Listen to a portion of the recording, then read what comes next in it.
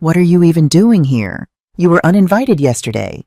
The words sliced through the wedding reception like broken glass, every head turning to witness my public humiliation. I smiled sweetly at my son's bride, the woman I'd spent $43,000 making happy. "I'm leaving, but first meet my special guest, an old friend of yours."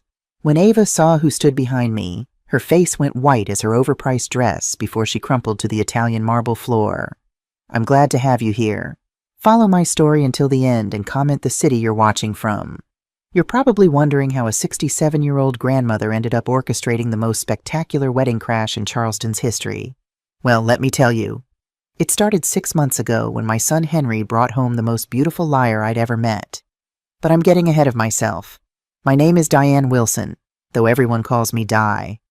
And until last week, I thought I was planning the wedding of the century for my beloved only child. I'd emptied my late husband's life insurance policy, cashed in bonds, and even borrowed against my house to give Henry and Ava the fairy tale wedding she claimed to have dreamed about since childhood. The venue, the prestigious Bellamy estate with its sprawling gardens and antebellum charm. The dress, a $12,000 Vera Wang that required 3 alterations. The flowers, 2,000 white roses flown in from Ecuador. I paid for every last petal because Ava's family, she tearfully explained, had disowned her for marrying beneath their social status. My heart bled for this poor African-American woman who'd supposedly given up everything for love. I even offered her my grandmother's pearl necklace, a family heirloom passed down through 4 generations. "Oh, Mrs. Wilson," she'd whispered, eyes glistening with what I thought were tears of gratitude. "You're like the mother I never had." What a performance that was. Henry was completely besotted, and I understood why. Ava was stunning in that effortless way some women are born with, all radiant skin and doe eyes that could make grown men forget their own names. She worked as a pediatric nurse, volunteered at animal shelters, and spoke about wanting children with such genuine longing that I found myself daydreaming about grandchildren. But something nagged at me, a whisper of doubt I couldn't quite silence. Maybe it was the way her stories never quite aligned, or how she'd grown up in so many different places that she couldn't keep her childhood memories straight. Or perhaps it was how she always paid cash for everything, claiming she was old-fashioned about credit cards. Still, Henry was happier than I'd seen him since his father died 3 years ago, and that was enough for me, until the night I discovered the truth that would change everything. "Mom, what do you think of these invitations?" Henry asked, spreading out 3 nearly identical cream-colored cards on my kitchen table. "They all look the same to me, sweetheart," I admitted, squinting through my reading glasses. "Ava says this one has the superior cardstock," he said, pointing to the middle sample. "It's an extra $3 per invitation, but she says people can tell the difference." I nodded, doing quick math in my head. With 300 guests, that was an extra $900 for paper that would end up in the recycling bin. "Whatever makes Ava happy," I said, because that had become our family motto over the past few months. That evening, Ava came over to discuss the catering menu. She'd rejected the first 3 companies I'd suggested, finally settling on a Charleston chef who'd appeared on one of those cooking competition shows. "Di, I know it's a bit over budget," she said, flipping through the proposal that was, in fact, $8,000 over budget. "But this is a once-in-a-lifetime experience." "Of course," I agreed, already mentally calculating which of my remaining investments I could liquidate. "You're the best," she squealed, hugging me tightly. "I keep telling Henry how lucky he is to have such a generous mother." Something in her tone made me pause. It wasn't quite gratitude, it was something closer to satisfaction, as if she'd scored another point in a game I didn't know we were playing. As the months passed, my retirement savings dwindled while the wedding expenses soared. The venue alone cost $15,000, not including the extra fee for the sunset package that Ava insisted upon. Then came the flowers, the band, the photographer who'd shot for Vogue, and the hand-calligraphed place cards. Each time I expressed concern about the mounting costs, Ava would tear up, speaking softly about how her family had always made her feel unworthy, how this wedding was her chance to finally feel valued. And Henry, seeing her distress, would give me that look, the one that said, "Please, Mom, Don't ruin this for us. So I smiled and wrote another check, watching my future security vanish for the sake of a single day's celebration. 3 weeks before the wedding, I invited Ava to lunch, just the two of us. I wanted to give her my grandmother's pearl necklace, the one my mother had worn on her wedding day, and I had worn on mine. These have been in our family for 4 generations, I explained, opening the blue velvet box to reveal the lustrous strand. I'd be honored if you'd wear them for your something borrowed. Oh, Di, Ava breathed, lifting the necklace with careful fingers. They're exquisite. They're just on loan, I reminded her with a gentle smile. Someday, they'll belong to Henry's daughter. A strange expression flickered across her face, something calculating that vanished so quickly I thought I'd imagined it. Of course, she said, clasping the pearls around her neck. I'll treasure them on our special day. As she admired her reflection in the restaurant's mirrored wall, I noticed how she didn't quite meet my eyes. It was a Tuesday evening, and I'd stopped by Henry and Ava's apartment to drop off the wedding favors I'd spent the weekend assembling 300 tiny jars of local honey with custom labels. Henry had texted that they were out having dinner with friends, but the door would be unlocked, and I should leave the box in the hallway. I was about to do just that when I realized I'd forgotten to include the thank you notes Ava had specifically requested. Rather than make another trip, I decided to let myself in and put everything together in their dining room. The apartment was quiet except for the distant sound of running water. Perhaps they'd left a faucet dripping. I set the box down and was about to leave when I heard Ava's voice coming from the bedroom. "Jason, I told you not to call me on this number," she hissed, her voice low and urgent. Something in her tone made me freeze in the hallway instead of announcing my arrival. "No, the wedding is still on schedule," she continued. "Yes, I'll have access to his accounts after we're married. What do you mean you want a bigger cut?" We agreed on 30%. My blood turned to ice.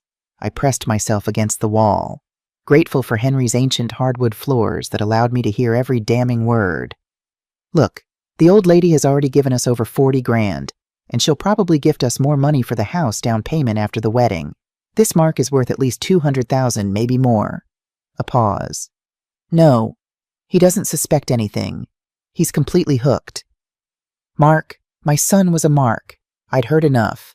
I crept backward toward the front door, my hands shaking so violently I nearly dropped the box of wedding favors.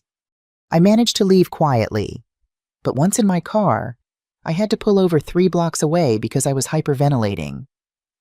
Everything made horrible sense now. The cash payments, the inconsistent stories, the way she'd isolated Henry from his friends with subtle comments about how they didn't understand their relationship. She'd even convinced him to add her name to his checking account for convenience, and suggested he upgrade his life insurance policy since they were building a future together. I sat in my car for an hour, crying angry tears and feeling like the world's biggest fool. Then something shifted inside me, something hard and determined that I hadn't felt since fighting for my husband's life during his cancer battle. If Ava Thompson thought she could destroy my son and steal our money, she'd picked the wrong family to mess with. But I needed proof, real, undeniable evidence that would open Henry's eyes and expose Ava for what she really was.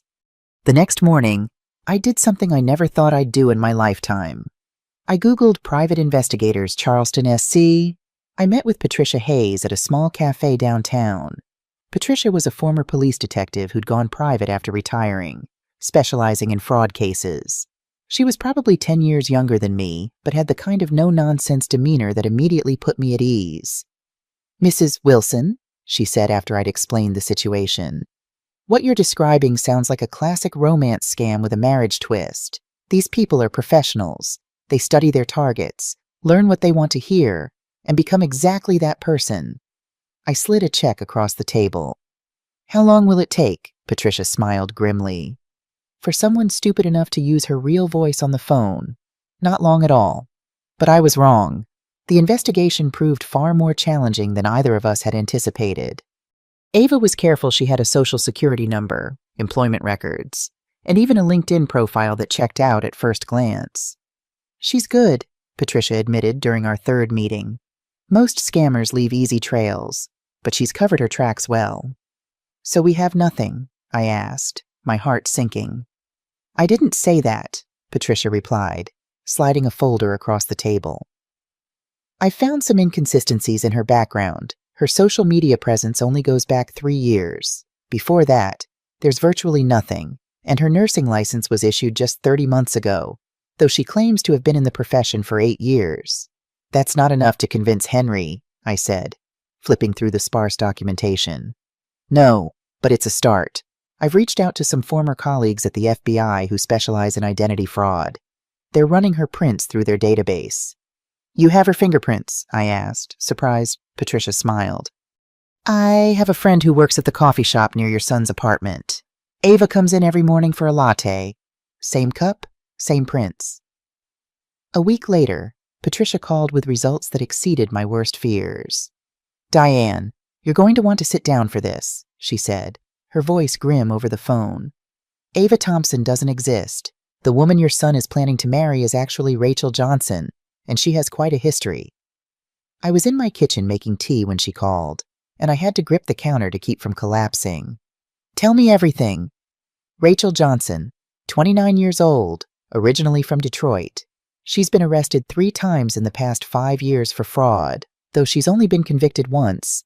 She works with partners, usually men who help her research targets and sometimes pose as family members to add credibility to her stories. My tea kettle was screaming, but I couldn't move to turn it off. The man on the phone, Jason Davis, her most frequent accomplice. They were romantically involved until about 2 years ago when she apparently scammed him out of $20,000 and disappeared. He's been trying to track her down ever since. Finally, I managed to turn off the burner, my hands moving on autopilot while my mind reeled. How did you find all this? The miracle of facial recognition software and some old-fashioned detective work. Rachel's been using the Ava Thompson identity for 8 months, complete with fake social security number and employment history. The pediatric nursing job. She volunteers occasionally at a free clinic, just enough to make the story believable if anyone checks. I sank into my kitchen chair. Patricia, I need you to find this Jason Davis. There was a pause. Diane, what are you thinking? I'm thinking that a man who's been hunting Rachel for 2 years might be very interested in attending her wedding. Patricia's voice carried a note of admiration. You want to bring him to the ceremony? I want to give Ava exactly what she deserves. My voice was steadier than I felt. Can you find him? Already did. He's living in Atlanta now, working construction. I can have his contact information to you within the hour. After hanging up, I sat in my silent kitchen for a long time. Part of me wanted to march straight to Henry and lay out everything Patricia had discovered. But I knew my son. He was stubborn like his father, and Rachel had been working on him for months. She'd probably convinced him that any criticism was just jealousy or an attempt to control his life. No, I needed something more dramatic, something that would expose her so completely that there would be no room for denial or manipulation. The wedding was in 10 days, and I was going to make sure it was unforgettable. That afternoon, I called Jason Davis. Jason Davis speaking. His voice was cautious, professional. I'd caught him during his lunch break at a construction site in Atlanta. Mr. Davis, my name is Diane Wilson. I believe you know my son's fiancée, though you knew her as Rachel Johnson, not Ava Thompson. The silence stretched so long I thought the call had dropped. Then where is she? She's about to marry my son in Charleston in 9 days. She's stolen over $40,000 from us already, and she's just getting started. I kept my voice steady, businesslike. I think we can help each other. Another pause. Lady, I don't know what kind of game you're playing, but she told her partner Jason that the mark was worth at least $200,000. She's planning to access my son's bank accounts after the marriage and probably disappear within 6 months. I let that sink in. Ring any bells? His intake of breath was sharp. You heard her talking to Jason. That's me. We had a business arrangement until she screwed me over. Then you understand my position. Mrs. Wilson, what exactly are you proposing? I'd been thinking about this for hours, turning the plan over in my mind like a puzzle piece until it fit perfectly. She's having a church wedding with 300 guests, very public, very prestigious. What if her past walked through those church doors, right in the middle of her moment of triumph? You want me to crash the wedding? There was something like admiration in his voice.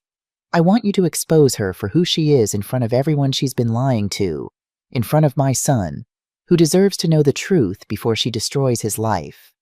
Jason was quiet for several minutes.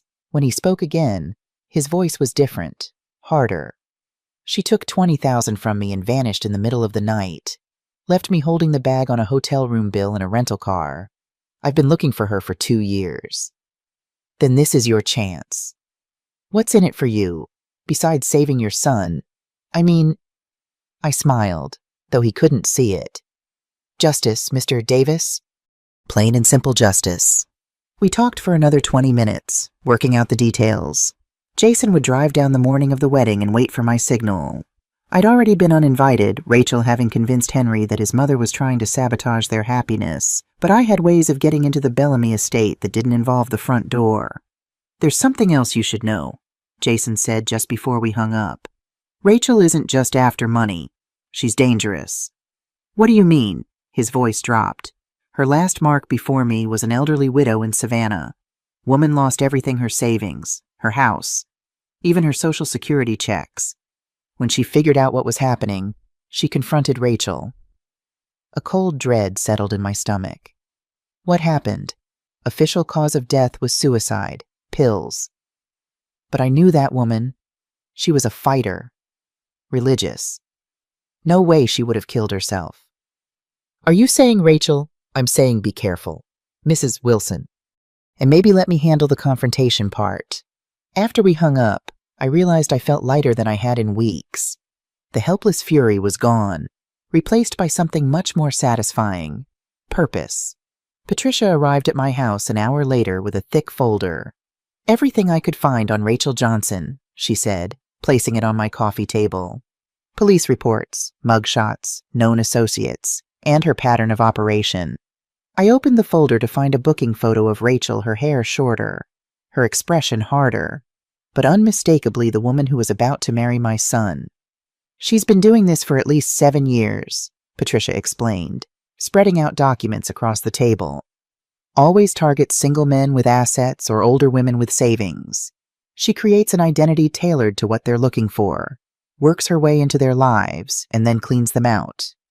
"And the Savannah case?" I asked, thinking of what Jason had told me. Patricia's expression darkened.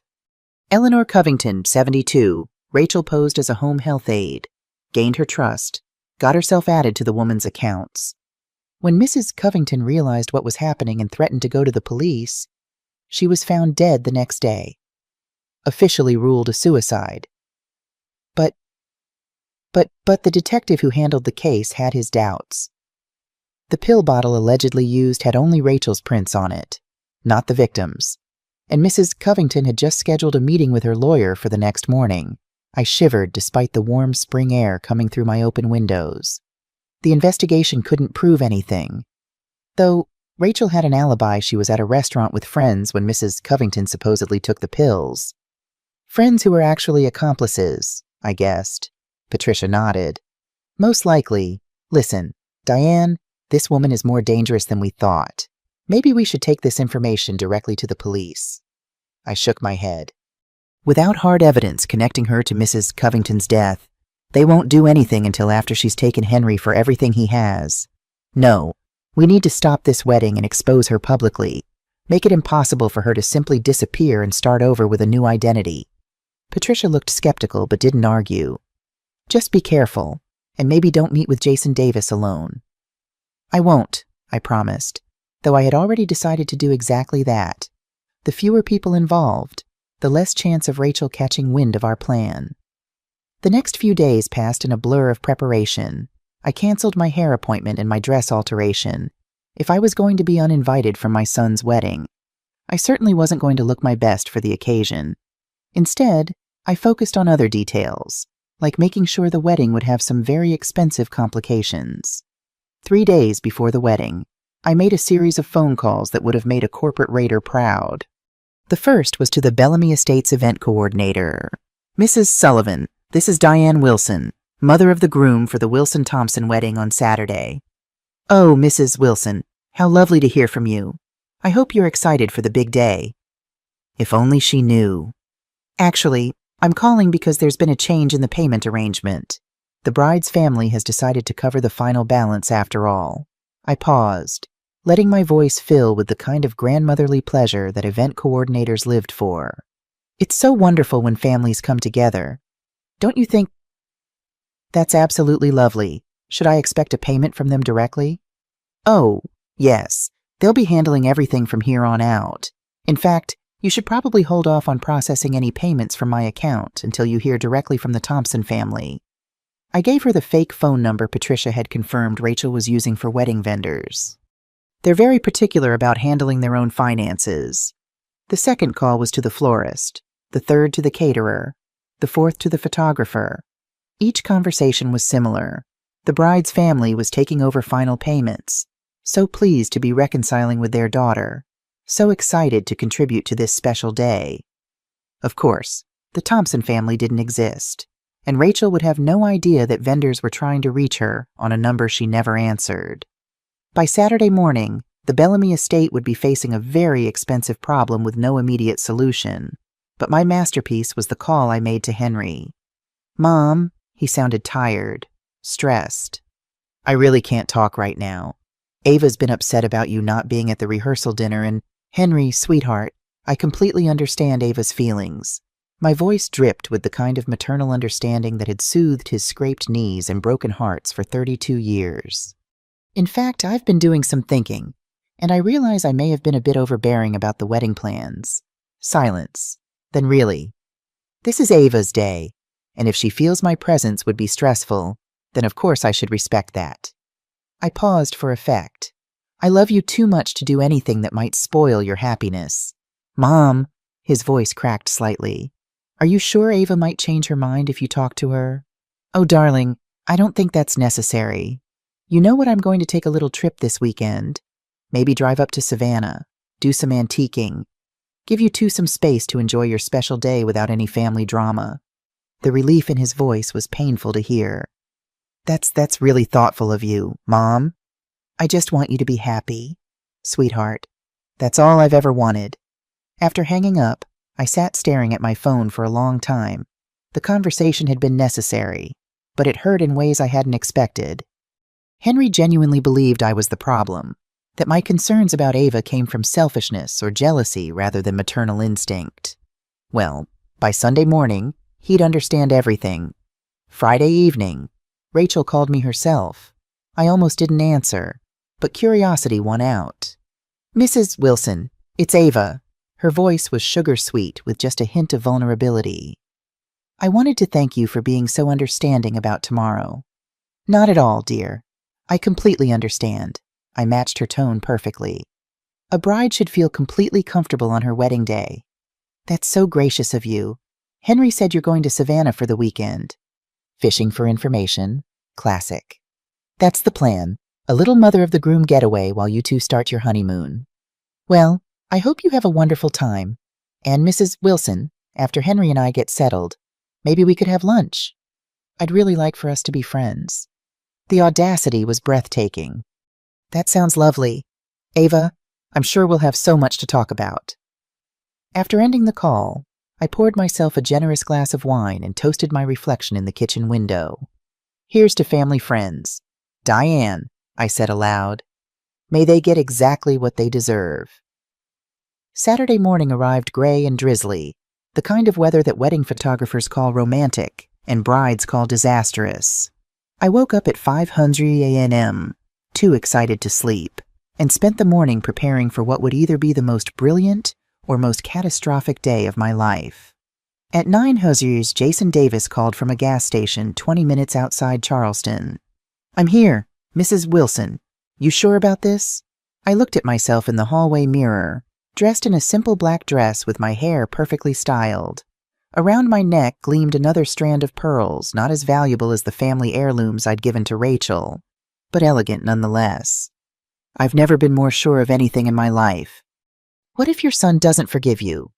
It was a question I'd been avoiding for days. Then I'll have saved him from a woman who would have destroyed him financially and emotionally. Sometimes love means being the villain in someone else's story until they're ready to see the truth. "Damn, you're tougher than you sound." I almost smiled. "Mr. Davis, I raised a son, buried a husband, and survived 67 years in the South. I'm tougher than I look, too. The wedding was scheduled for 2:00 with the reception immediately following in the estate's grand ballroom. I'd timed everything perfectly.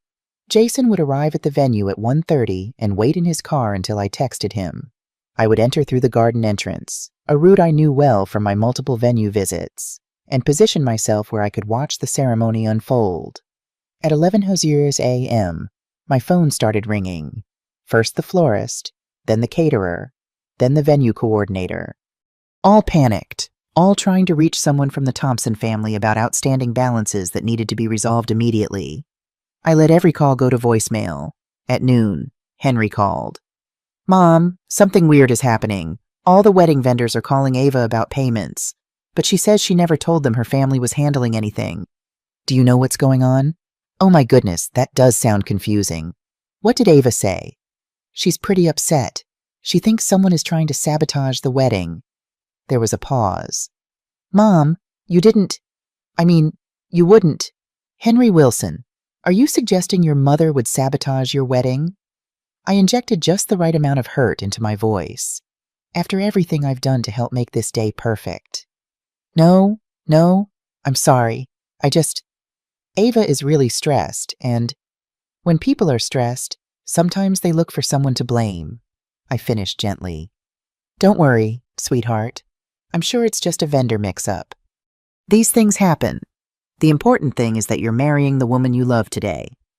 If only he knew how true that statement was about to become. After hanging up, I checked my watch, 100 time to get into position for the show of a lifetime.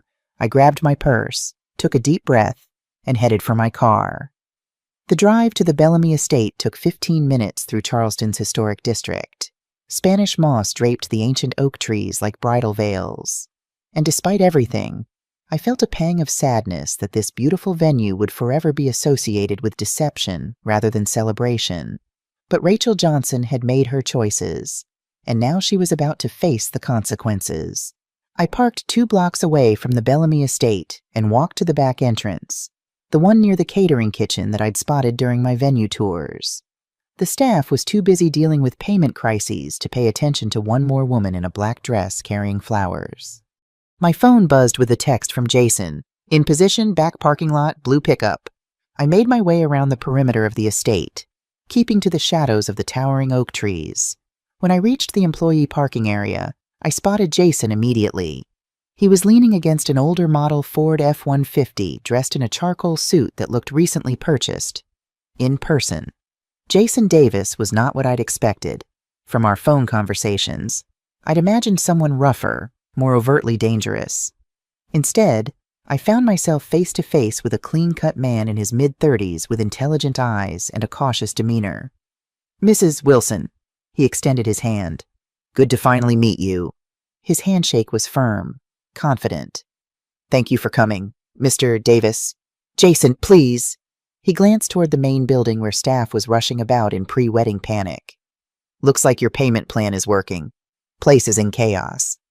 "That's just the appetizer," I replied. "The main course is yet to come." Jason reached into his jacket and pulled out a slim folder. "Everything you need to know about Rachel Johnson, her priors, her patterns, her victims." He hesitated. "And the evidence I've been collecting on the Covington case." I took the folder, my fingers trembling slightly. "You really believe she was responsible for that woman's death?" His expression hardened. "I know she was.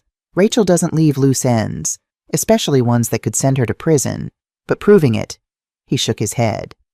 "That's why I've been tracking her for 2 years. "Tell me more about her," I said, needing to understand exactly who we were dealing with. Jason leaned back against his truck. Rachel grew up in the system, foster care, juvenile detention, the works, had a rough childhood, which might explain some things but doesn't excuse them. She learned early how to read people, how to become whatever they needed. "How did you meet her?" A shadow crossed his face. "I was her partner, not her mark. We worked together on smaller cons credit card scams, insurance fraud, nothing violent." He looked away. "At least, that's what I thought until Savannah." "What happened?" "Rachel met Mrs. Covington at a church fundraiser. Sweet old lady, Recently widowed, plenty of money. Rachel saw an opportunity and inserted herself as a home health aide. I played the concerned nephew, visiting occasionally. He ran a hand over his face. It was supposed to be a simple financial scam. Get added to the accounts, siphon off funds gradually, disappear when it got risky. But it went wrong, I prompted when he fell silent. Mrs. Covington was sharper than we expected. She noticed discrepancies in her bank statements, confronted Rachel. I wasn't there. I was setting up our next job in Atlanta. Rachel called me, said there was a problem, that she needed to handle it. His voice grew tight. Next thing I hear, Mrs. Covington is dead from an apparent overdose. And you think Rachel? I know she did. Rachel showed up in Atlanta 3 days later with 20 grand more than she should have had, and a story about how Mrs. Covington got suspicious, so she had to cut and run early. But something was off. She was jumpy, drinking more than usual. Then I found a bottle of the same prescription pills in her bag that supposedly killed Mrs. Covington. My blood ran cold. Did you confront her? I made the mistake of asking too many questions. Next morning, she was gone along with my share of our previous jobs and my identity documents. His expression darkened. Left me with nothing but suspicions and a hotel bill I couldn't pay. So this isn't just about the money she took from you. I realized. Jason met my eyes. No, Mrs. Wilson. It's about justice for Eleanor Covington and making sure your son isn't next. I swallowed hard. The gravity of our situation suddenly very real. Do you have actual evidence that would hold up in court? Not enough for a murder conviction, but enough to trigger a serious investigation if the right people see it. He gestured to the folder I was holding. That's why I've documented everything. The pills, Rachel's unexplained cash, her previous financial scams, the patterns. Get enough people looking at her, and something will stick. I nodded, understanding now why Jason had been so eager to help with my plan. This wasn't just revenge for him, it was redemption. There's one more thing, Jason said, reaching into his pocket. He pulled out a small digital recorder. I've got her on tape discussing our cons, including mentioning Mrs. Covington. It's 2 years old, but it's her voice, her words, admitting to financial fraud, at minimum. Will you use this today? If necessary, but we need to be careful alert her too early, and she might run. We need to box her in completely. I checked my watch. The ceremony starts in 1 hour. Let's go over the plan one more time. Back in my car, I reviewed the folder Jason had given me. It contained copies of police reports, newspaper clippings about suspicious deaths of elderly people with suddenly changed wills, and photos of Rachel with different hair colors and styles, using different names. One photo particularly caught my attention, Rachel, or Bethany Williams, as she was calling herself then, standing beside a frail-looking elderly man. The caption read, Harold Mercer, 79, with his new fiancée Bethany, 28 at the Savannah Yacht Club, 3 weeks before his fatal heart attack. 3 weeks before his fatal heart attack, and less than a year before Eleanor Covington's suicide, my phone rang, startling me. It was Patricia. I'm at the venue, she said without preamble. You need to know that Rachel is acting strangely. She's been on her phone constantly, looking worried. Do you think she suspects something? Hard to say, but she's definitely on edge. And there's something else I overheard her arguing with someone in the bridal suite. A man's voice I didn't recognize. My stomach tightened. Another accomplice. Possibly. Just be careful. Diane, this woman is dangerous, and she might not be working alone. After hanging up, I texted Jason about Patricia's observations. His response was immediate. Change of plans to meet me at the chapel's side entrance in 20 minutes. I drove closer to the venue and parked behind a catering van. The Bellamy estate was now buzzing with activity guests arriving in their finery, staff rushing to complete last-minute preparations, and a string quartet setting up near the garden where the ceremony would take place. I spotted Patricia near the entrance, dressed in an elegant blue dress that made her look like just another guest rather than a private investigator. She nodded subtly as I walked past, confirming she was in position. Jason was waiting at our designated meeting spot, his expression tense. Change of plan, he said in a low voice. Rachel's onto something. She's been calling around to all the vendors, trying to sort out the payment confusion. How would she know I was behind it? She wouldn't for sure, but she's suspicious, and suspicious is dangerous with Rachel. He handed me a small earpiece. Take this. Patricia and I will both be wearing one too. We need to coordinate once things start moving. I slipped the device into my ear, marveling at how invisible it was. What's the new plan? I'll enter during the ceremony as we discussed, but you stay hidden until I give the signal. If Rachel sees you before we're ready, she might bolt. And what about the other man Patricia heard? Jason's expression darkened. Could be her new partner. We need to identify him and make sure he doesn't interfere. I nodded, my heart racing. This was becoming more complicated by the minute, but there was no turning back now. One more thing, Jason said, reaching into his pocket. He pulled out a small velvet box and handed it to me. Inside was a pearl earring, a perfect match to my grandmother's necklace that Rachel was currently wearing. Where did you get this? I asked, stunned. Rachel pawned one earring in Atlanta before we split up. Said she found it in a hotel room. His mouth twisted in a grim smile. I tracked it down after she disappeared. Thought it might be evidence someday. I closed my fingers around the earring, emotion welling up in my throat. Thank you. Just make sure your son sees it. Physical proof is harder to explain away than words. With our new plan in place, I moved to my position behind a massive oak tree with a clear view of the garden ceremony space. Through my earpiece, I could hear Patricia giving updates. Guests all seated. Groom and best man in position. Bride still in the main house. I watched as Henry took his place at the altar, handsome in his tuxedo, his expression a mixture of nervousness and joy. My heart ached seeing him there, so blissfully unaware of what was about to happen. Then Patricia's voice crackled in my ear again. Alert, unknown male, mid-40s, just entered from the east side, moving toward the bridal preparation area. Description, Jason asked sharply. Tall, balding, expensive suit. He's carrying something. Looks like a briefcase. That's not a wedding guest, Jason muttered. That's a business meeting. A chill ran through me. Could they be planning to leave after the ceremony, skip the reception entirely? Possibly. Rachel's spooked about something. Jason paused.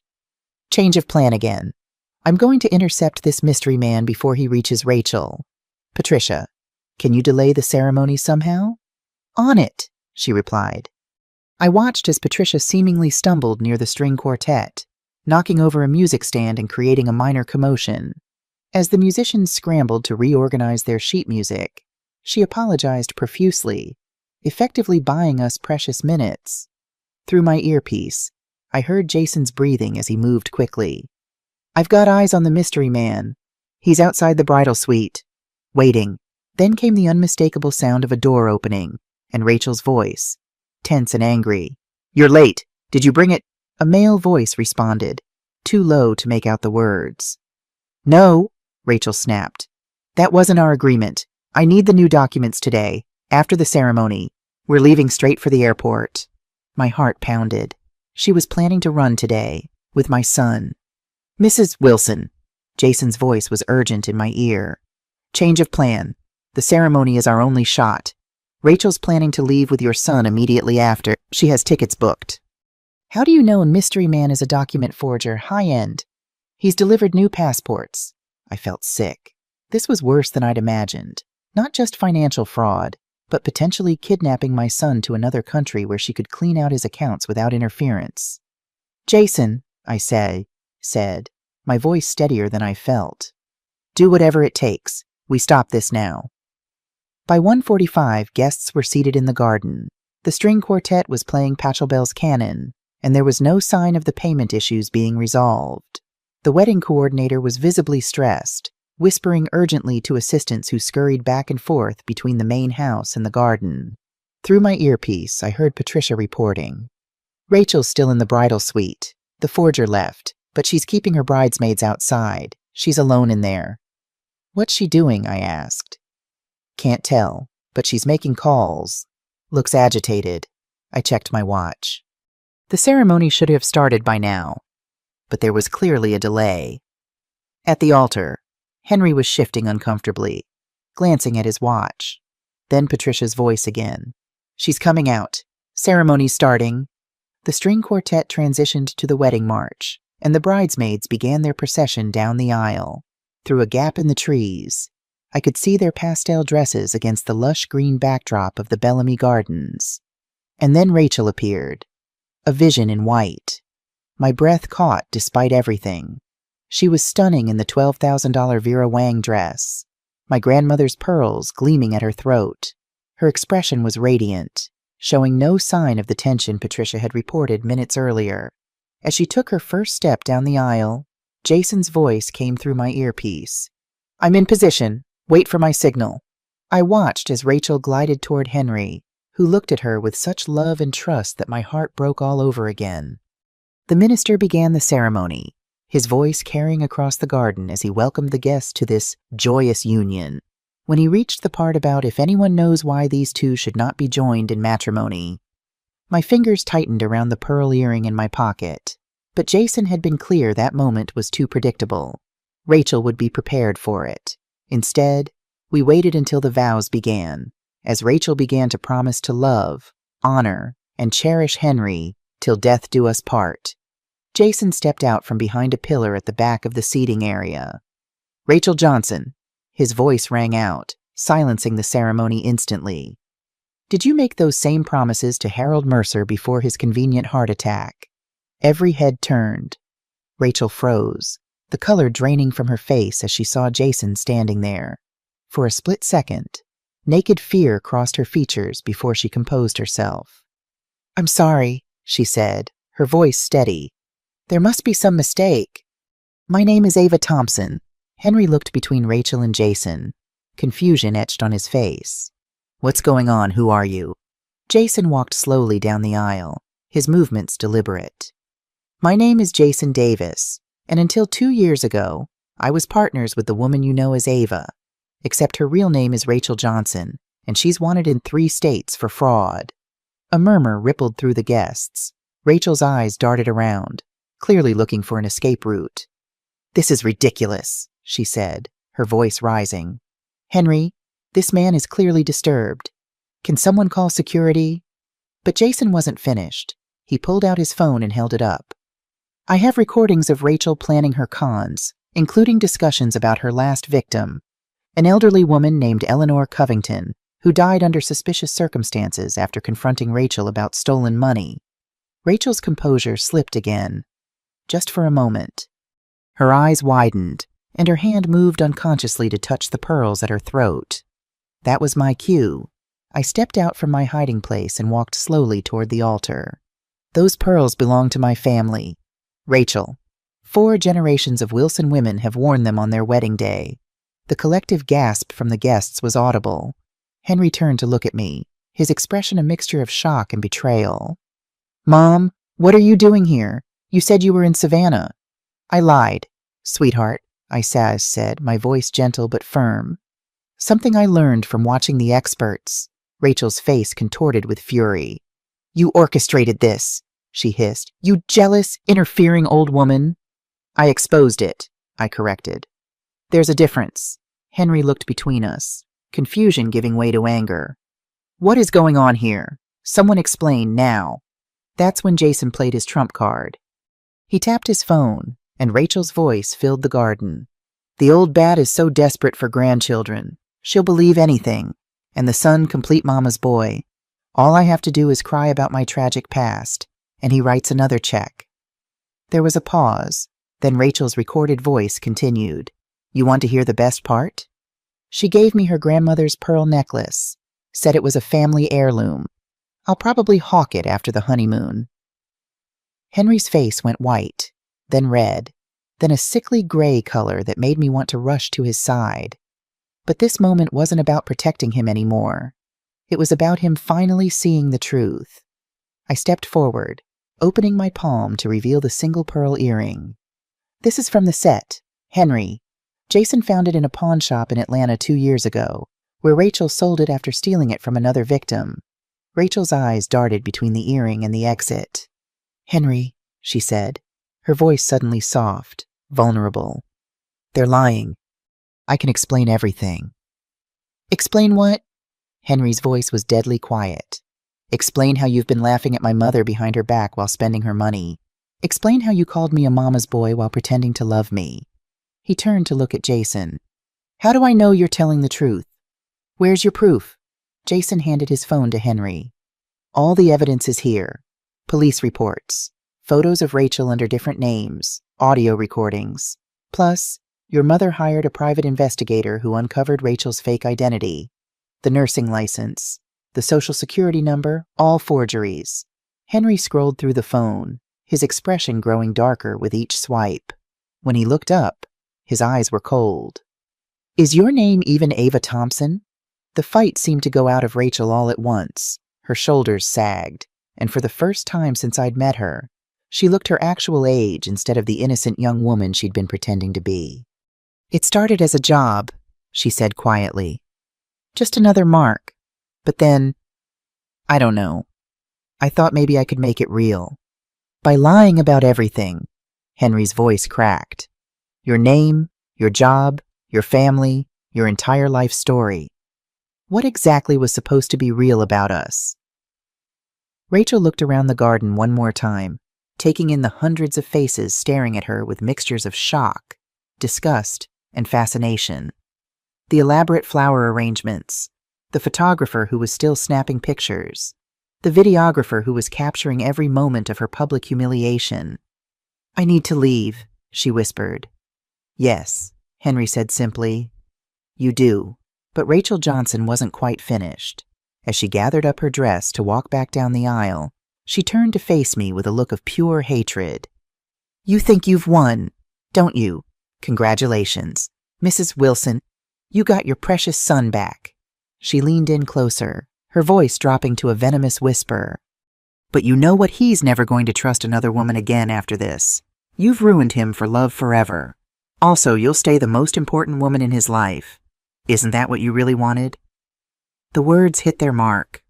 I felt a stab of doubt, wondering if my quest for justice had crossed the line into something darker and more selfish. But Henry surprised me. No, he said firmly, having overheard her words. She didn't ruin me. You did. And you know what the difference is. Mom was trying to protect me. You were trying to destroy me. Rachel's face twisted with fury. You'll regret this. Both of you. I have friends. Connections. This isn't over. Jason stepped forward, his expression amused. Actually, it is over.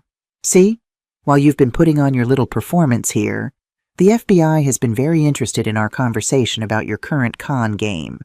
They're particularly fascinated by your fake social security number and fraudulent employment history. Rachel's face went pale. You wouldn't dare. Already did, sweetheart. They should be here any minute to escort you out. He checked his watch. In fact, I'm surprised they haven't arrived yet. As if summoned by his words, 2 men in dark suits appeared at the garden entrance. They moved with the purposeful stride of federal agents, and Rachel's last hope of a dignified exit evaporated. Rachel Johnson, the taller agent held up his badge. FBI, you're under arrest for fraud, identity theft, and violation of federal banking regulations. What followed was a scene I'd never imagined witnessing at my son's wedding. Federal agents reading Miranda rights in a garden decorated with white roses and baby's breath. Wedding guests fumbling for their phones to record history in the making. A bride in a $12,000 dress being led away in handcuffs. Rachel didn't go quietly as the agents escorted her down the aisle. She kept turning back to scream at Henry and me. This is harassment! I haven't done anything wrong. You'll be hearing from my lawyers. But her protests fell on deaf ears. Half the guests were recording her arrest, and the other half was already texting the news to friends and family who'd missed the show. By evening, the video would be all over social media with hashtags like wedding crash and con artist bride. After the agents left with Rachel, an eerie silence settled over the garden. 300 wedding guests sat in their chairs, unsure whether to leave or stay, congratulate or commiserate. The minister stood at the altar looking like he'd never encountered this situation in seminary school. Henry remained at the altar, still wearing his tuxedo, staring at the path where his bride had just been arrested. I wanted to go to him, but something held me back. This was his moment to process, to grieve, to figure out what came next. Finally, he turned to face the congregation. "Well," he said, his voice carrying across the silent garden. "This is awkward." A few nervous chuckles rippled through the crowd. "I want to thank everyone for coming today. I know this isn't how you expected to spend your Saturday afternoon." He paused, running a hand through his hair. "The wedding is obviously canceled, but the reception is already paid for, so if anyone wants to stay for dinner and an open bar, you're welcome to it. God knows I could use a drink." This time the laughter was more genuine. People began standing, stretching, talking in small groups as the shock wore off and the reality of the situation set in. Henry finally looked in my direction. Our eyes met across the chaos, and I saw a mixture of gratitude, embarrassment, and something that might have been admiration. He walked down the aisle toward me, and the crowd parted like the Red Sea.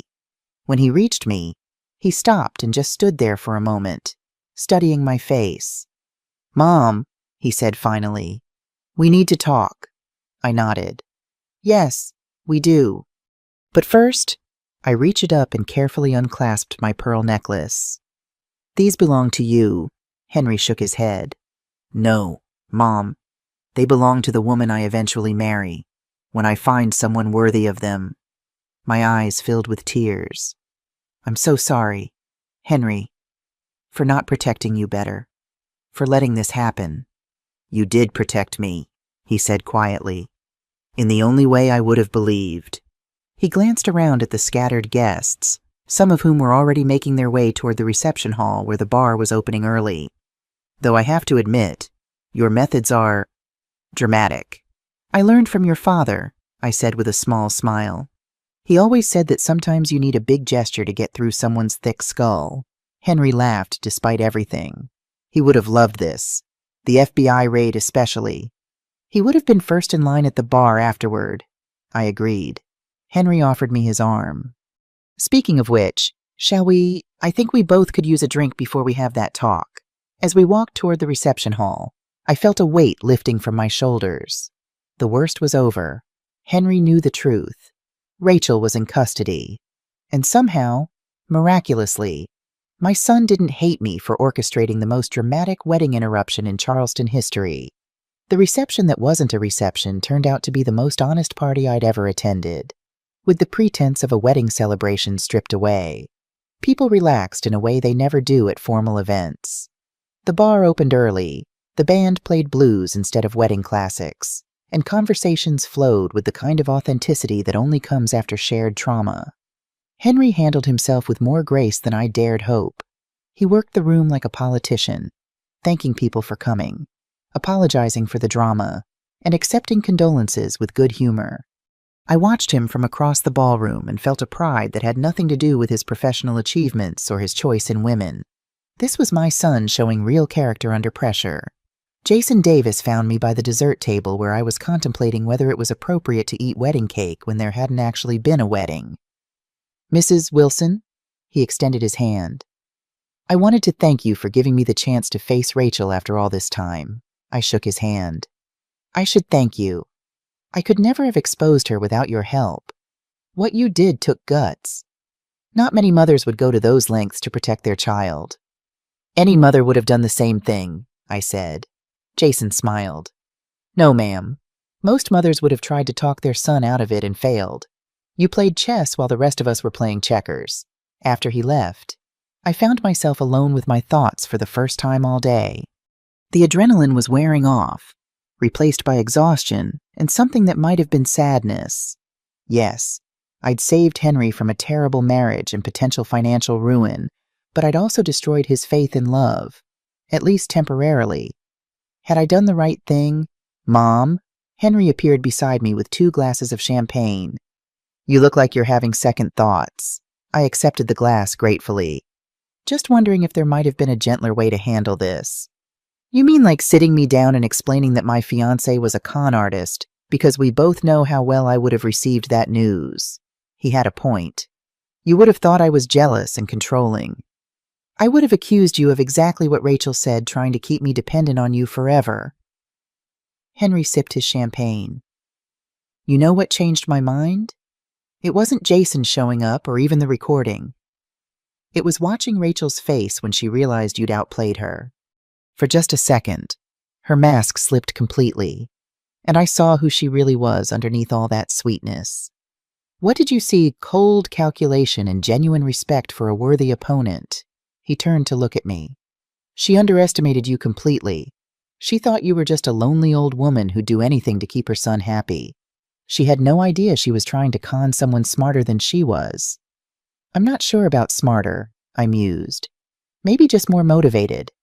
Mom, you orchestrated the exposure of a professional con artist using her own partner in the FBI. That wasn't just maternal instinct. That was strategy. We stood in comfortable silence for a while, watching our friends and family enjoy the party that had risen from the ashes of disaster. The band was playing jazz now, and several couples had started dancing. I have a confession, Henry said eventually. What's that? Part of me is relieved. He paused, searching for words. Not about the public humiliation or the arrest, but something always felt off about Ava. I could never put my finger on it. But sometimes when I'd catch her off guard, she'd look at me like she was trying to remember who she was supposed to be. Why didn't you say anything? Because I thought it was just wedding stress. And because, he sighed, because I was 32 years old and had never been in love before. I thought if I questioned it too hard, it might disappear. My heart ached for him. Oh, sweetheart. I know. Pathetic, right? The mama's boy who falls for the first pretty girl who pays attention to him. No, I said firmly. Human. You're human. And humans want to be loved. There's nothing pathetic about that. Even when they make terrible choices about who to trust. I paused. Especially then. I took his hand. Henry, what Rachel did to you, that wasn't your fault. She's a professional liar who studied you, learned what you wanted to hear, and became exactly that person. You weren't gullible. You were targeted. Henry squeezed my hand. Thanks, Mom, for everything.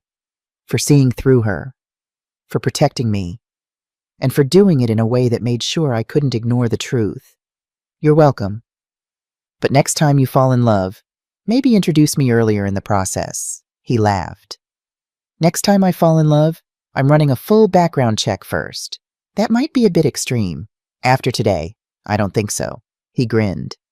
Besides, I've learned something very important about the women in my life. What's that? Never underestimate a Wilson woman. We're apparently much more dangerous than we look.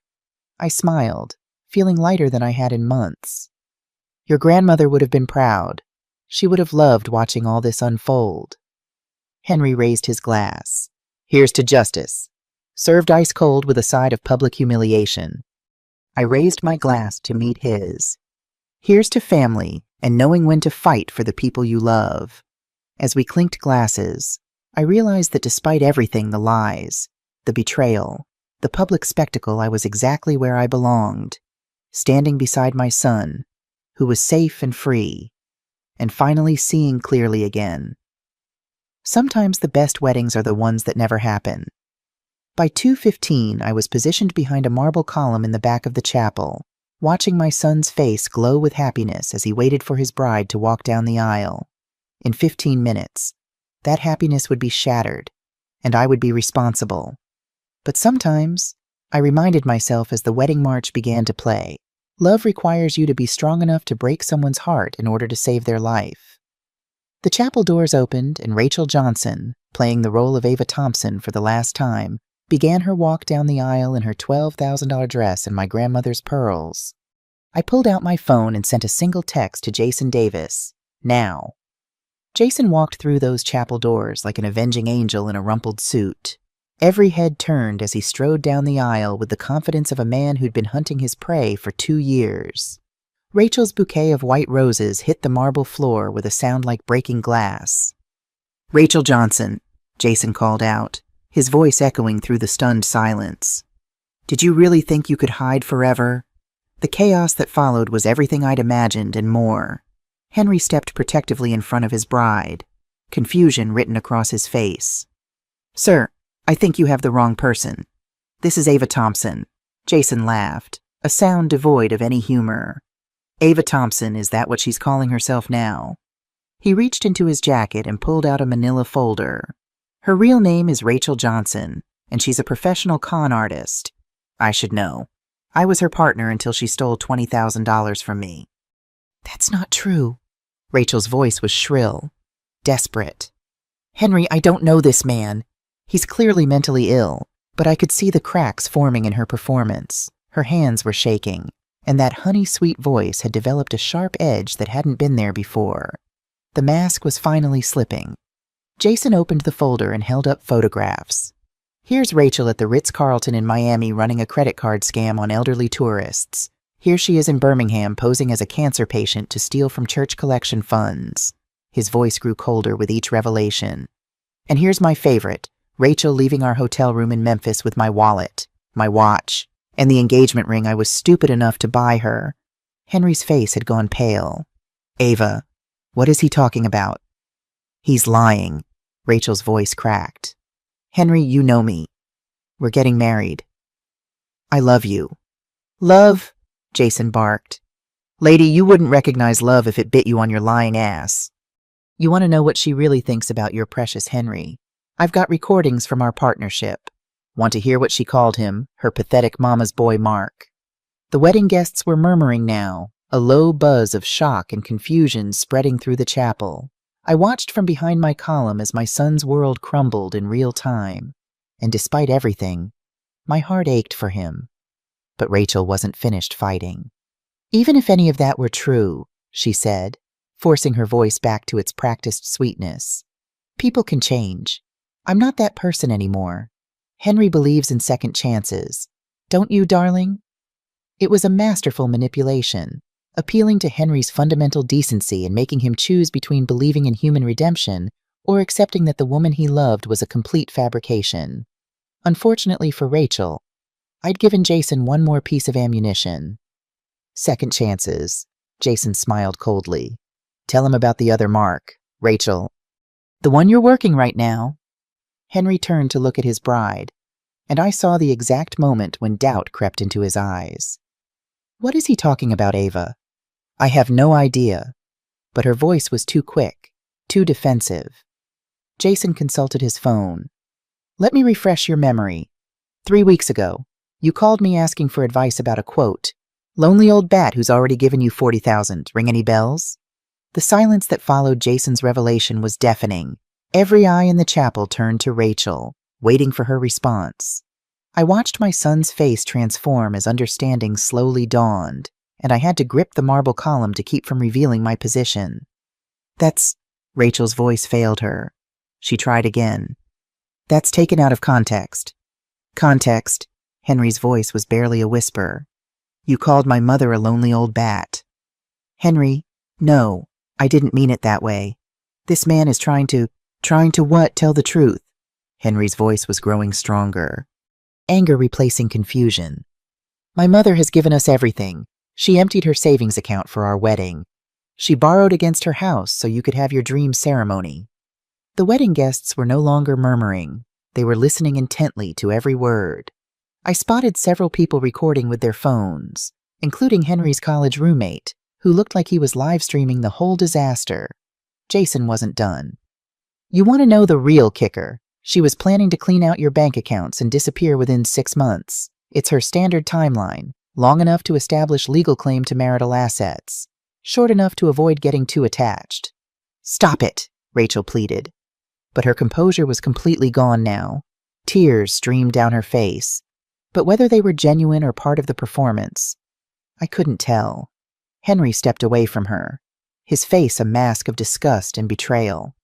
Is it true, any of it? Rachel looked around desperately, like a trapped animal seeking escape. The chapel doors were blocked by curious guests who'd moved closer to hear better. The altar offered no sanctuary. Finally, her gaze found mine across the crowded space. Our eyes met, and I saw recognition bloom on her face. She knew exactly who had orchestrated this moment.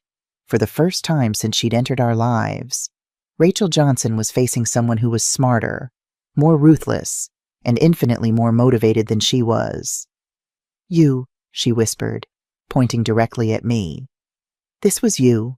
All heads turned to follow her finger, and suddenly I found myself the center of attention in a way I'd never intended.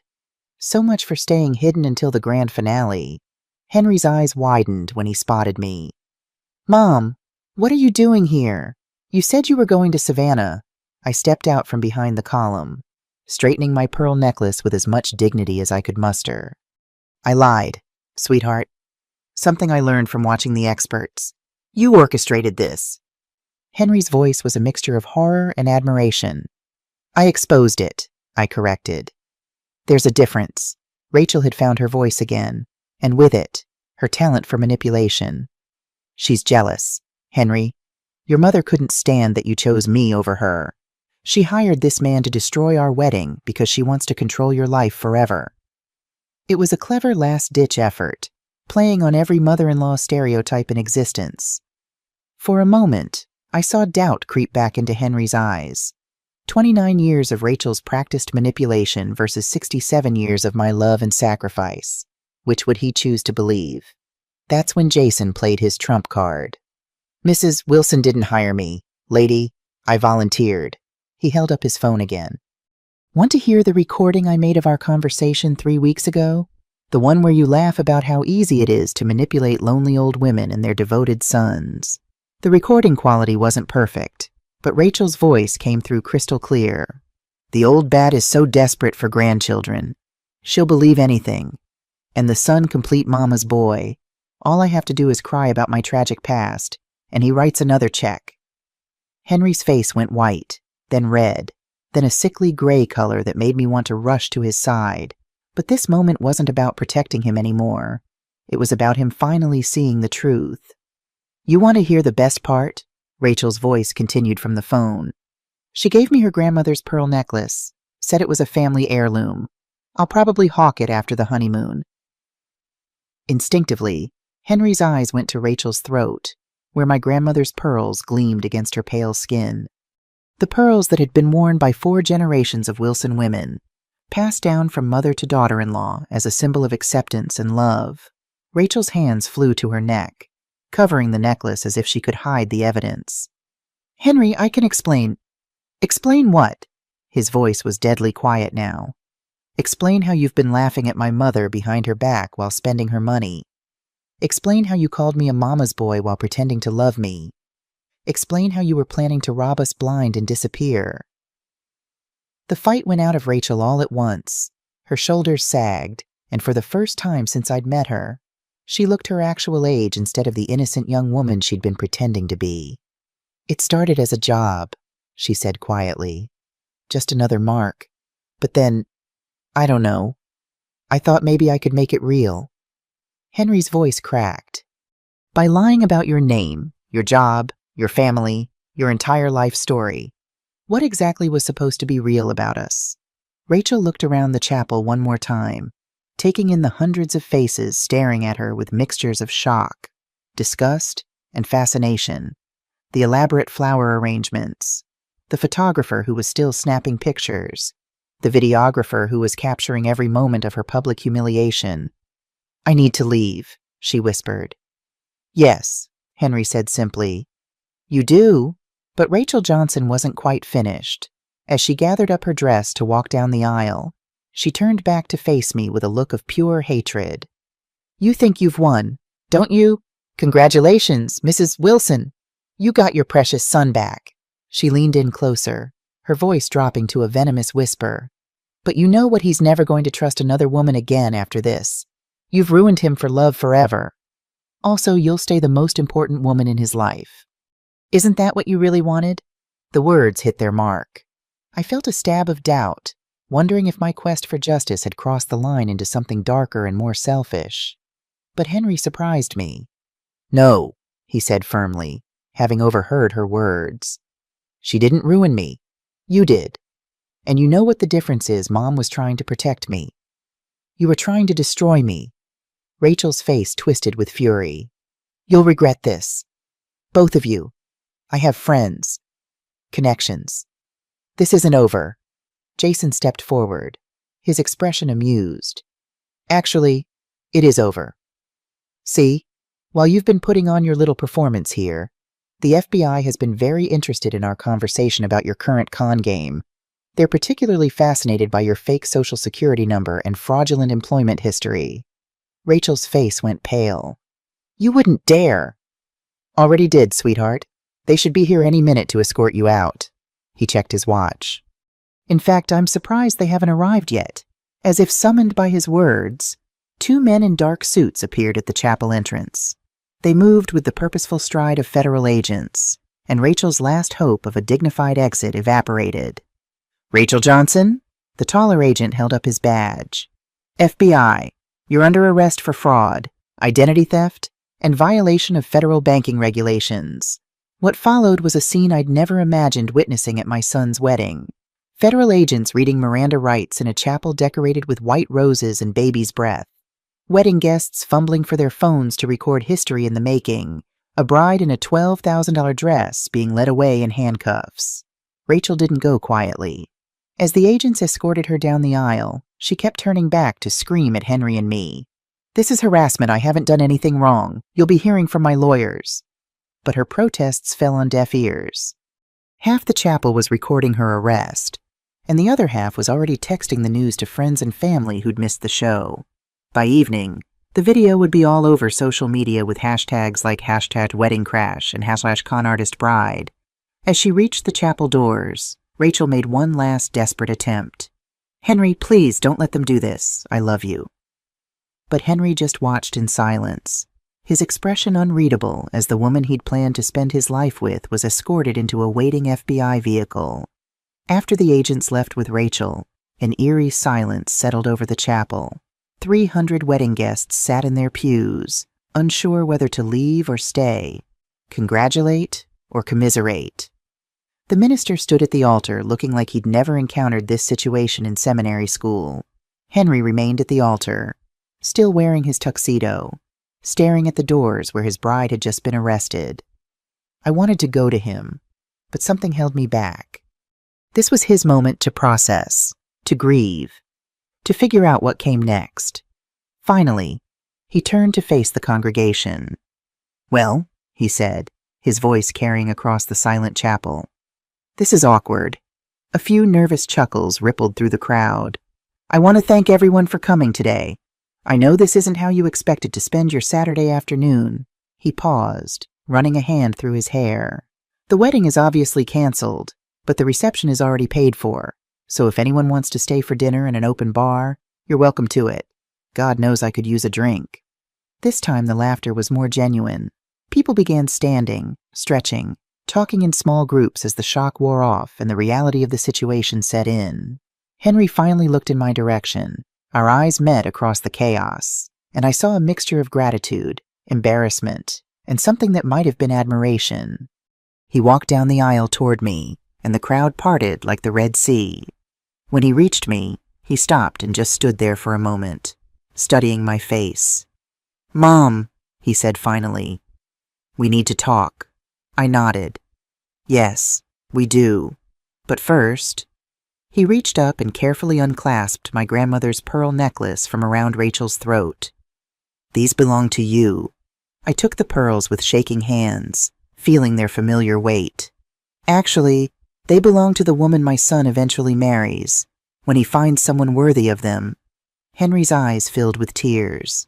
I'm so sorry, Mom, for not believing you, for choosing her over you, for being such an idiot. You weren't an idiot, sweetheart.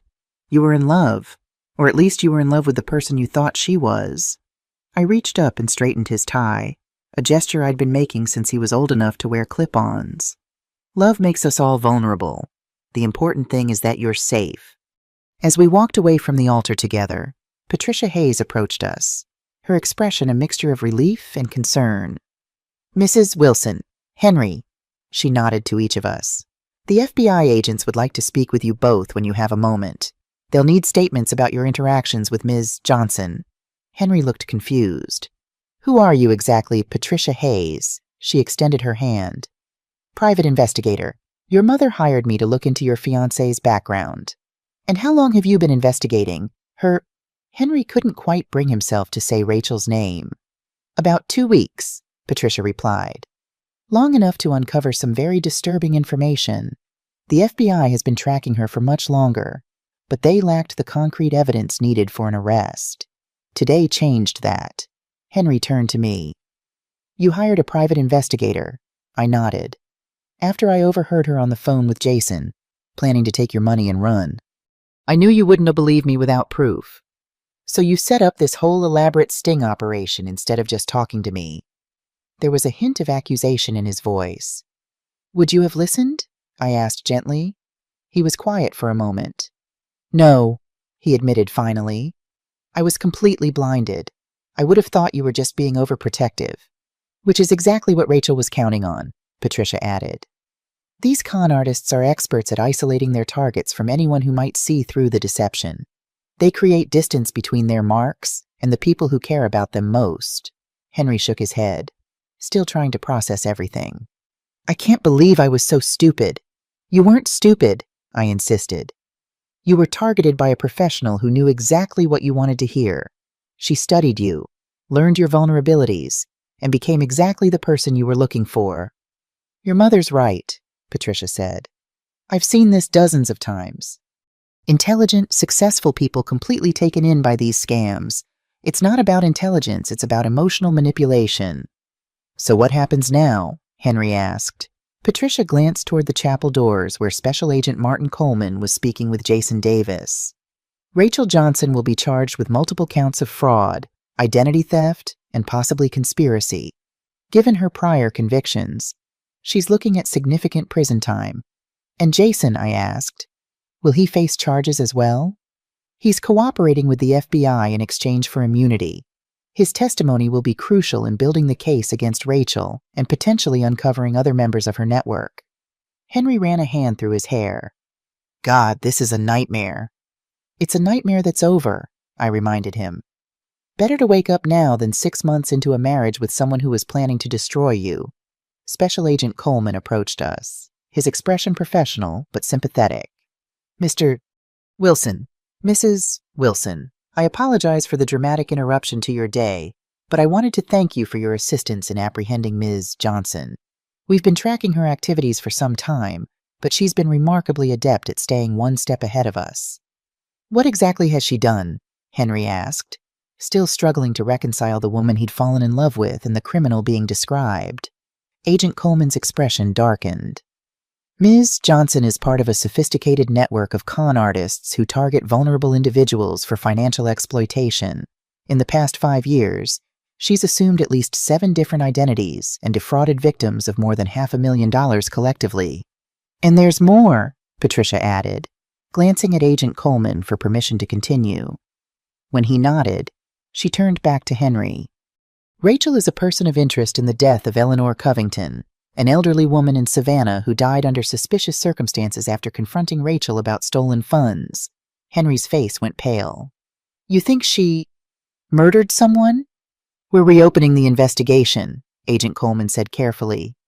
The evidence is circumstantial, but with what we've learned today and Mr. Davis's cooperation, we may be able to build a case. I reached for Henry's hand, feeling him tremble slightly.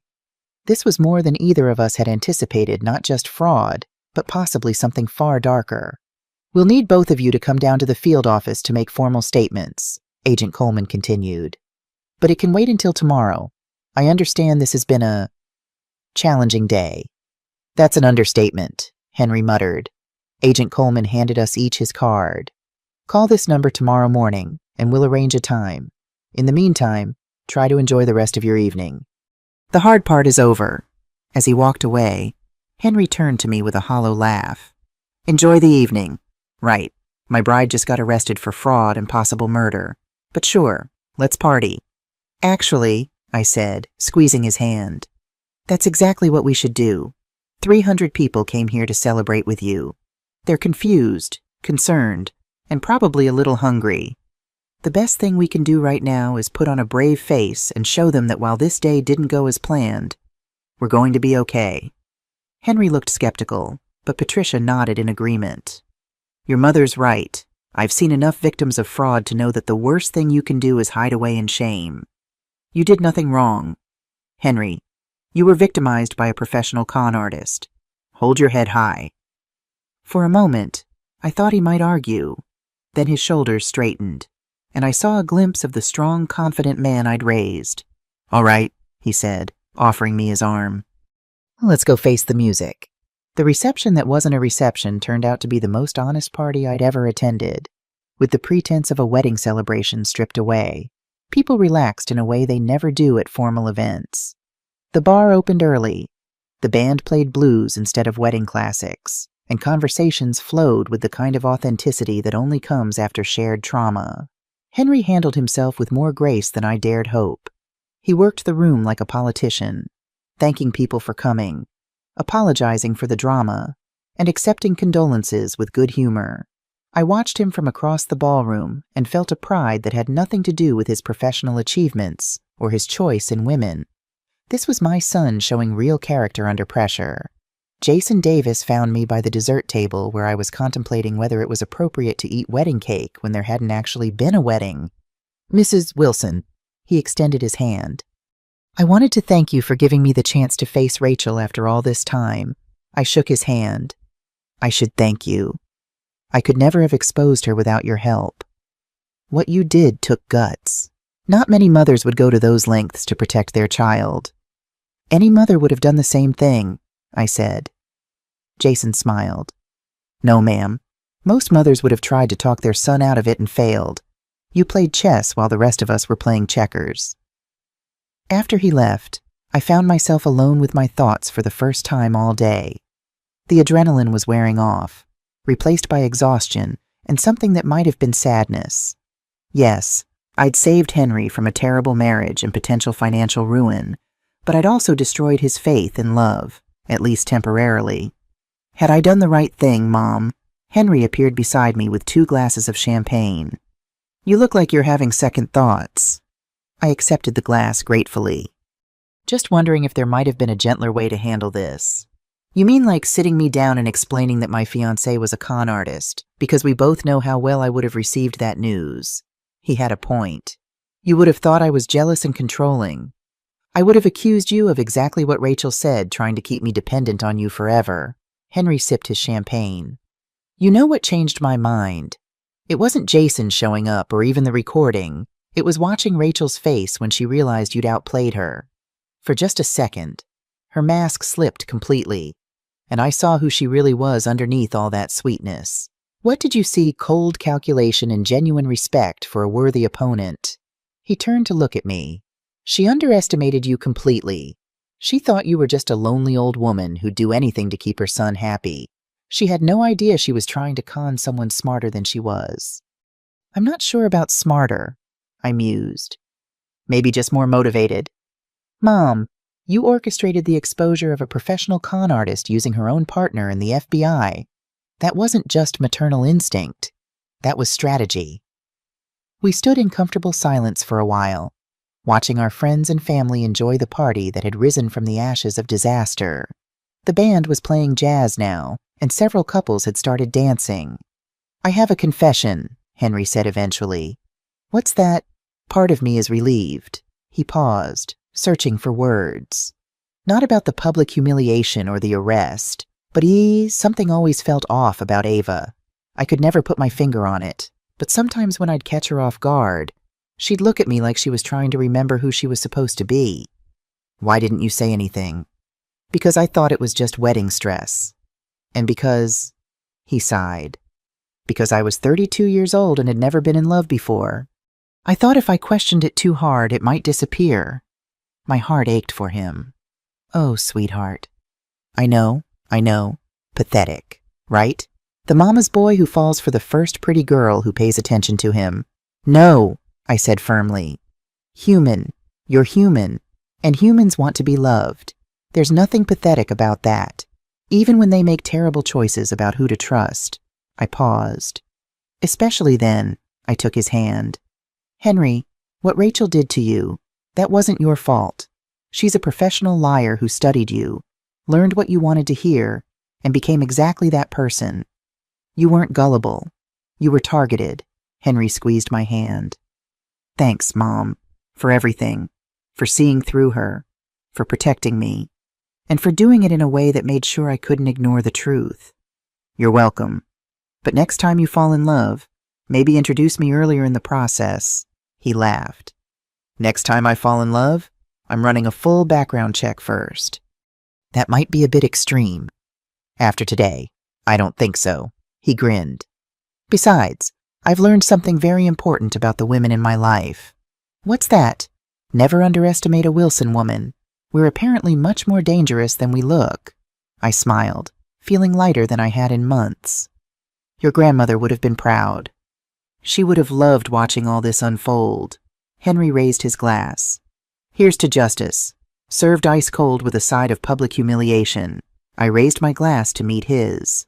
Here's to family and knowing when to fight for the people you love. 6 months after the wedding that wasn't, life had found a new normal. Henry had thrown himself into his work, earning a promotion at his software company. I had paid off the loan against my house using the surprisingly generous reward money from the FBI's recovery of assets from Rachel's network of scammers. The FBI investigation had expanded far beyond Rachel Johnson. Jason Davis's testimony had led to the arrest of 5 other con artists operating in the Southeast, and the reopening of 2 suspicious death cases, including Eleanor Covington's. Rachel herself was awaiting trial, having been denied bail due to her history of assuming false identities and the flight risk she presented. On a warm spring evening, I invited Henry over for dinner. It had become our weekly tradition, a time to reconnect and heal from the wounds Rachel had inflicted. Something smells amazing, Henry called as he let himself in, carrying a bottle of wine and a small wrapped package. Lasagna, I replied from the kitchen. Your grandmother's recipe? Henry set the wine on the counter and gave me a quick kiss on the cheek. How was your week? Busy. The garden club is preparing for the spring tour, and I've been elected chairperson of the fundraising committee. Look at you, social butterfly, he teased, pouring us each a glass of wine. What about you? How's the new project going? Henry's face lit up as he launched into an explanation of his latest software development that I only partially understood, but I nodded and asked questions in the right places, happy to see him passionate about something again. Over dinner, the conversation flowed easily, covering everything from local politics to the latest true crime documentary we'd both been watching. It wasn't until dessert homemade apple pie that Henry placed the small wrapped package beside my plate. What's this? Open it and see. I carefully removed the wrapping paper to find a velvet jewelry box. Inside was a pair of pearl earrings, not my grandmother's, but new ones. Elegant and simple. Henry, they're beautiful. I wanted to replace the one that was lost. He explained. I know they're not the family heirlooms, but I thought maybe they could be the start of a new tradition. I blinked back tears, touched by the gesture. They're perfect. There's something else. Henry reached into his pocket and pulled out a folded document. The FBI returned this yesterday. They said it's no longer needed as evidence. I unfolded the paper to find the title deed to my house, the one I'd mortgaged to pay for the wedding. What's this about I paid it off? Henry said simply. All of it. Henry, that's too much. I was managing the payments just fine. He shook his head. You emptied your savings for a wedding that never happened, for a bride who was planning to rob us both. The least I could do was make sure you didn't lose your home because of it. But how? This was a substantial loan. Remember that software patent I was working on last year? It finally came through. The company bought the rights, and the bonus was significant. I started to protest, but Henry held up his hand. Mom, please, let me do this. You've been taking care of me my whole life. Let me take care of you for once. I nodded, too overcome with emotion to speak. After a moment, I managed to say, Your father would be so proud of the man you've become. I hope so, Henry said quietly. I've been thinking about him a lot lately, about what he would have done if he'd been here when Rachel came into our lives. He would have seen through her in an instant, I said with a small smile. Your father could spot a phony from a mile away. Like mother, like father. Henry raised his glass. To Dad, who would have enjoyed the show. To Thomas, I agreed, clinking my glass against his. Who taught us both to stand up for what's right, even when it's difficult. We fell into a comfortable silence, enjoying the last bites of apple pie. Finally, Henry cleared his throat.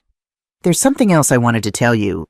I've met someone. My heart skipped a beat. Oh, her name is Olivia. She's a software engineer at a competing firm. We met at a conference last month. He looked slightly embarrassed. And yes, I did run a background check. She's exactly who she says she is. I couldn't help but laugh. And she's brilliant, funny, kind. Nothing like Rachel. He hesitated. I'd like you to meet her. Maybe Sunday brunch next weekend. I'd love that, I said sincerely. Just go easy on her. Okay, no FBI agents or private investigators this time. I promise to be on my best behavior, I said, crossing my heart solemnly. Unless, of course, she mentions having grown up in 7 different cities or suggests borrowing family heirlooms. Henry groaned, but he was smiling. I'm never going to live this down, am I? Not a chance, sweetheart. It's going to be a family story for generations. Well, at least it has a happy ending, he said, reaching across the table to squeeze my hand. We survived. We're okay. Better than okay, I corrected. We're stronger, wiser, and apparently more dangerous than we look, Henry added with a wink. Later that night, after Henry had gone home, I sat in my living room looking at the new pearl earrings. They weren't the family heirlooms that had been passed down through generations, but they represented something perhaps more valuable, a new beginning, a fresh start. I thought about Rachel Johnson, sitting in her jail cell awaiting trial. I wondered if she ever reflected on her mistakes, if she regretted targeting us or just regretted getting caught. I hoped, for her sake, that she might someday find redemption, though I doubted it would come in this lifetime. I thought about Jason Davis, who had found a measure of peace in helping to bring Rachel to justice, and who was now working with the FBI to help other victims of similar scams. Most of all, I thought about Henry, who had faced heartbreak and betrayal with courage and resilience, who was cautiously opening his heart again, despite the risk. His willingness to trust after everything he'd been through was perhaps the greatest victory of all. As I prepared for bed, I caught my reflection in the mirror and smiled at the woman looking back at me. Not just a widow, not just a mother, but a fighter who had protected what mattered most. Rachel had underestimated me, believing that at 67 I was too old, too trusting, too desperate for grandchildren to pose any threat to her plans. She'd never understood that a mother's love is the most powerful force on earth and the most dangerous when threatened.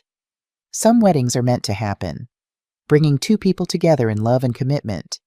Others, like the spectacular disaster we'd experienced, are meant to fall apart, revealing truths that might otherwise remain hidden. The wedding that never happened had taught us all an invaluable lesson. Sometimes love means fighting for someone even when they don't realize they need saving. Sometimes it means risking their anger to protect their future.